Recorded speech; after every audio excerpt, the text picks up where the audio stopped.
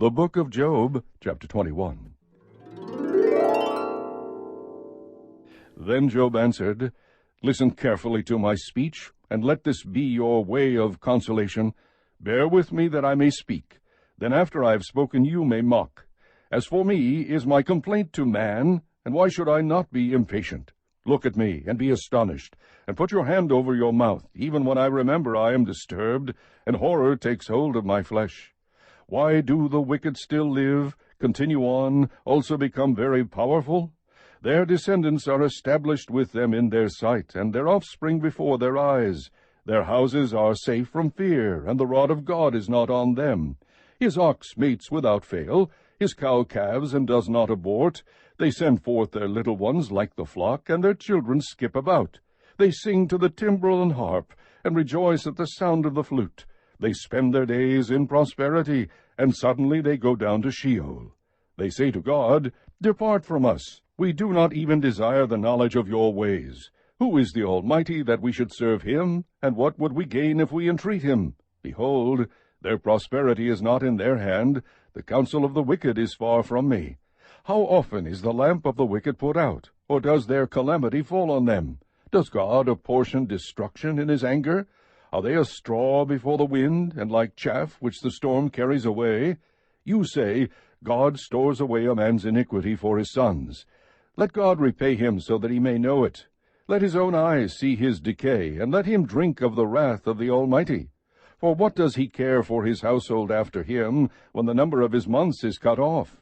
Can anyone teach God knowledge, in that he judges those on high? One dies in his full strength, being wholly at ease and satisfied. His sides are filled out with fat, and the marrow of his bones is moist, while another dies with a bitter soul, never even tasting anything good. Together they lie down in the dust, and worms cover them. Behold, I know your thoughts, and the plans by which you would wrong me. For you say, Where is the house of the nobleman? And where is the tent, the dwelling places of the wicked? Have you not asked wayfaring men, and do you not recognize their witness? For the wicked is reserved for the day of calamity. They will be led forth at the day of fury. Who will confront him with his actions, and who will repay him for what he has done? While he is carried to the grave, men will keep watch over his tomb. The clods of the valley will gently cover him. Moreover, all men will follow after him, while countless ones go before him.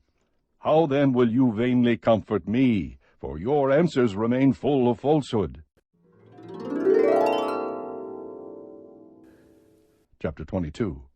Then Eliphaz the Temanite responded, Can a vigorous man be of use to God, or a wise man be useful to himself? Is there any pleasure to the Almighty if you are righteous, or profit if you make your ways perfect? Is it because of your reverence that he reproves you, that he enters into judgment against you? Is not your wickedness great, and your iniquities without end? For you have taken pledges of your brothers without cause, and stripped men naked. To the weary you have given no water to drink, and from the hungry you have withheld bread. But the earth belongs to the mighty man, and the honorable man dwells in it. You have sent widows away empty, and the strength of the orphans has been crushed. Therefore snares surround you, and sudden dread terrifies you, or darkness so that you cannot see, and an abundance of water covers you. Is not God in the height of heaven? Look also at the distant stars, how high they are. You say, What does God know? Can he judge through the thick darkness? Clouds are a hiding place for him so that he cannot see, and he walks on the vault of heaven.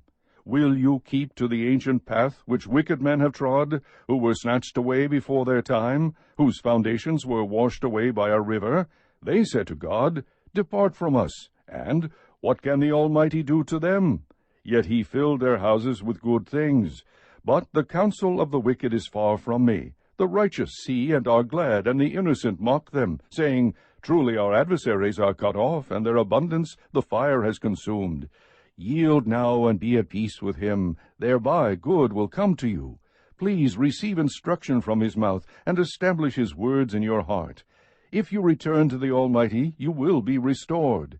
If you remove unrighteousness far from your tent, and place your gold in the dust, and the gold of Ophir among the stones of the brooks, then the Almighty will be your gold, and choice silver to you.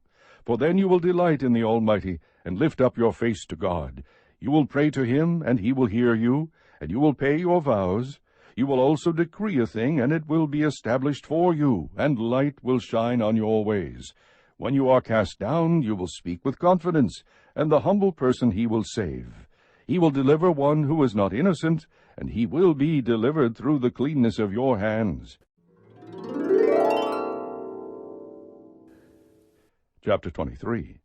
Then Job replied, Even today my complaint is rebellion. His hand is heavy despite my groaning. Oh, that I knew where I might find him, that I might come to his seat. I would present my case before him, and fill my mouth with arguments. I would learn the words which he would answer, and perceive what he would say to me. Would he contend with me by the greatness of his power? No, surely he would pay attention to me. There the upright would reason with him, and I would be delivered forever from my judge. Behold, I go forward, but he is not there, and backward, but I cannot perceive him. When he acts on the left, I cannot behold him. He turns on the right, I cannot see him. But he knows the way I take. When he has tried me, I shall come forth as gold. My foot has held fast to his path. I have kept his way, and not turned aside. I have not departed from the command of his lips. I have treasured the words of his mouth more than my necessary food. But he is unique, and who can turn him?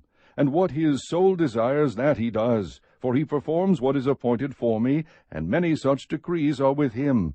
Therefore I would be dismayed at his presence. When I consider, I am terrified of him. It is God who has made my heart faint, and the Almighty who has dismayed me. But I am not silenced by the darkness, nor deep gloom which covers me.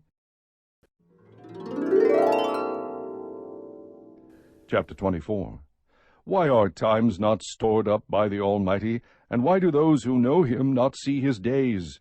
Some remove the landmarks. They seize and devour the flocks. They drive away the donkeys of the orphans. They take the widow's ox for a pledge.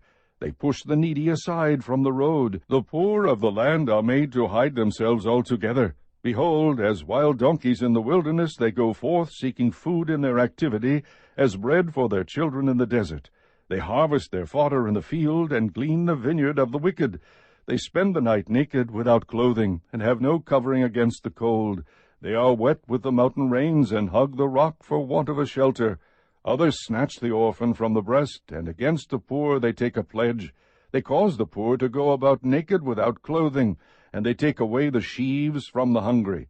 Within the walls they produce oil, they tread wine-presses, but thirst. From the city men groan, and the souls of the wounded cry out, yet God does not pay attention to folly.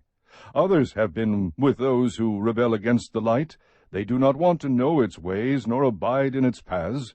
The murderer arises at dawn. He kills the poor and the needy, and at night he is as a thief. The eye of the adulterer waits for the twilight, saying, No eye will see me, and he disguises his face.